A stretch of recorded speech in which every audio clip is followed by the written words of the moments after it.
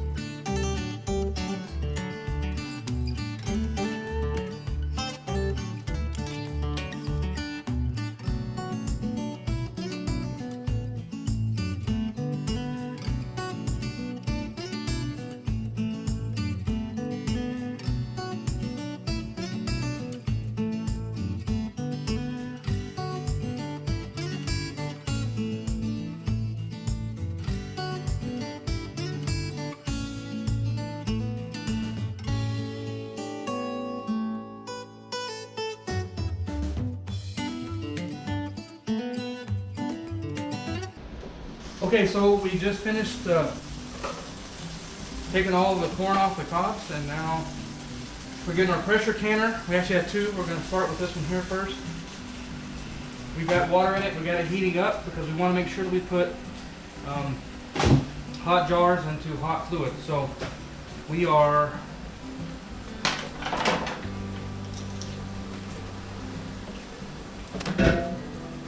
we're getting everything prepped. We have all of our jars in the dishwasher.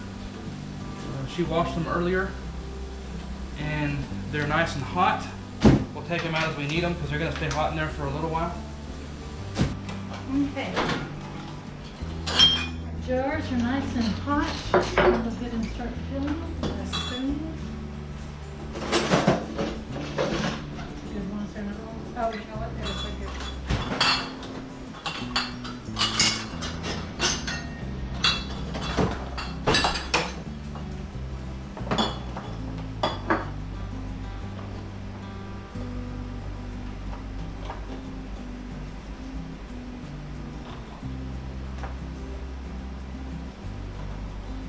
The other reason why we decided to do quart jars is because we use what we've got, and we have a lot of quart jars to fill.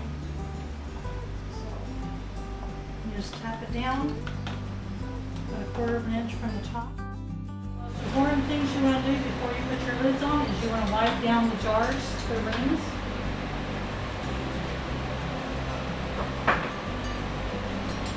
Because if there's anything on there, it can keep it from sealing.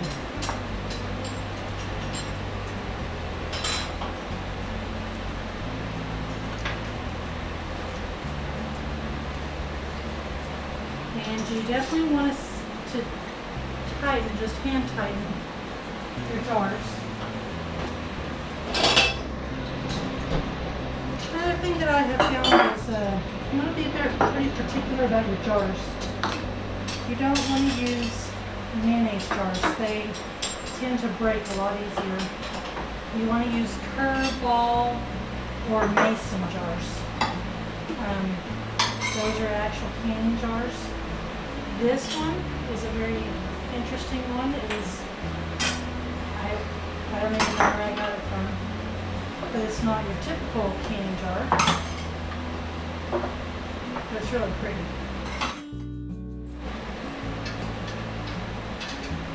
So this is actually a rack for water bath, but the bottom piece of our canner is missing.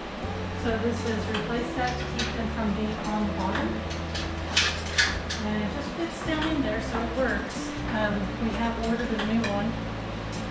We hope it will come in soon, so we can stop using that. Okay, so we got 11 quarts out of about 11 and a half, roughly, out of about 45 ears of corn. We got 6 in this one, 5 in that one. We're now going to put our lids on.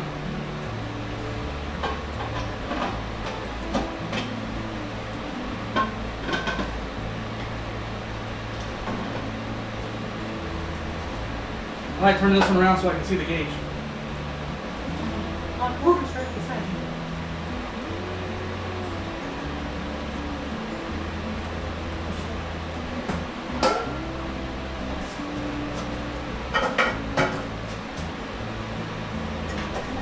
Turn the heat up high.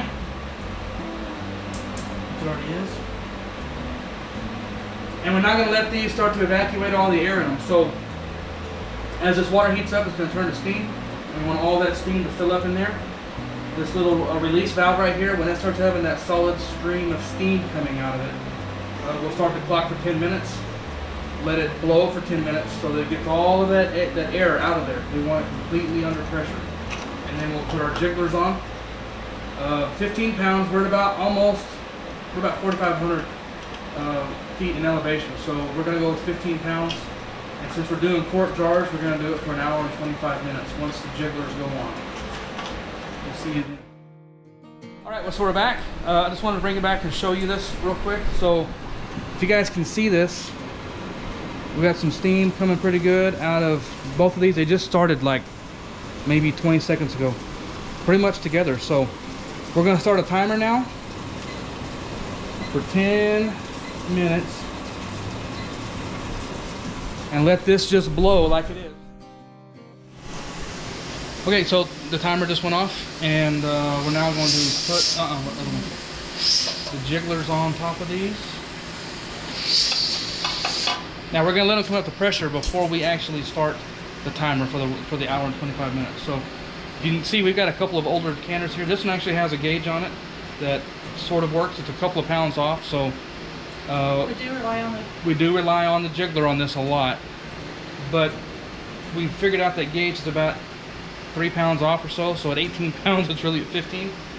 And then this one's just a jiggler, 15-pound jiggler. So when it starts to rattle a little bit, we know where we are, and then we'll just adjust our flame as we need to. So once you start moving, we'll bring it back for that, and we'll set our timer. We're back for a moment. If you look, starting to jiggle a little bit. That one hadn't started yet. Makes sense. More volume there. It's going to take a little longer. So we're now going to just adjust the flame and try to keep that jiggle down. And like I said, our gauge is a little off. We have a new one on order, waiting for it to come in. But about 18 pounds is more like 15. So we're about 18 and a half. We're going to stay right in that area there. And look, that one started too. This is great. Perfect. Yep. So, timer for 85 minutes. Adjust the flame on this one.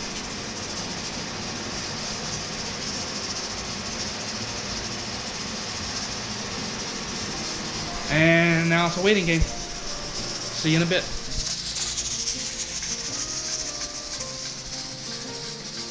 Okay, our time is now up. So what you're going to do is you're just going to turn off your heat and leave them alone. They need to, the pressure needs to come down on their own. You can see that there's a little pop-up valve right there. Both those, that pop-up valve needs to be completely down. before you do anything, and it's a good thing just to let it sit. The last one we did was stew. We did stew meat, and we left it after it cooled down and that had popped down. We had left and let it just sit there for a while. So it never hurts to let it sit. Do not take your bobbler shaker thingamabobs off, because you don't want the pressure coming down too soon. It will break your jars and cause serious problems. So just leave it alone, and we'll be back whenever these have cooled down. Okay, so here we are. Our pressure little valves are down on both of them, and so now we can take the wobblers off and open them up. And if you see, this is our pressure gauge, and you see it's off a little bit. That's why we've ordered a new one, and hopefully it'll be in soon. And we can go ahead and take our little jigglers off, and take our jiggler off, and there's no steam coming out, so we can go ahead and open.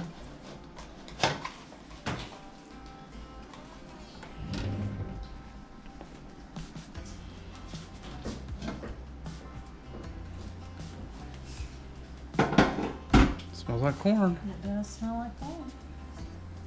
And those look beautiful. I'm gonna open this one. I'm gonna open it away from you so that you don't get steam in the face. That would not be fun. Now, they're very hot. They're still very hot, so I'm gonna be very careful removing them from the container. But they're very easy. You just take your tongs, pick them up, put them on a surface with a towel, and make sure that they're not touching each other on the towel. That way air can move around them and they can cool off. Once you get them on your countertop, you just want to leave them there until they're cool. People leave them about 24 hours. I think after about 8 to 10, you can wipe them down because they will be cooled off.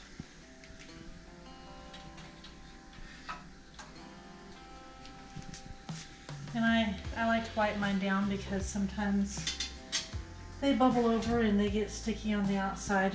Whenever I'm doing stuff, you can feel the juice from the inside on the jars, and you can see that there's some white. And a way to prevent the white is to put vinegar in your water, and we tend to forget to do that. So that's something that we need to remember to do, but it's okay. It's nothing big. It wipes off pretty easy. So we'll just leave these until it's 8:30 at night. So we'll leave this till tomorrow, and tomorrow morning I'll come back in and look at them and see how they look and put them in my cabinet. Okay, so here we are the next day. They're all cool and ready to be put away. I will take a wash rag and wipe them all down and get them clean, and then I will store them in my cabinet without the seals on them. And we live in the desert, so without the rings on them, I meant. We live in the desert. We don't have a basement. We don't have a storm cellar. We just have our pantry. So I keep mine in the pantry, and I have some in my pantry and some in my cabinet over here. And we just kind of keep it all where we can, because that's what you do when you live in the desert. I know a cool, dry place is best, but if you eat it and rotate it, it does just fine.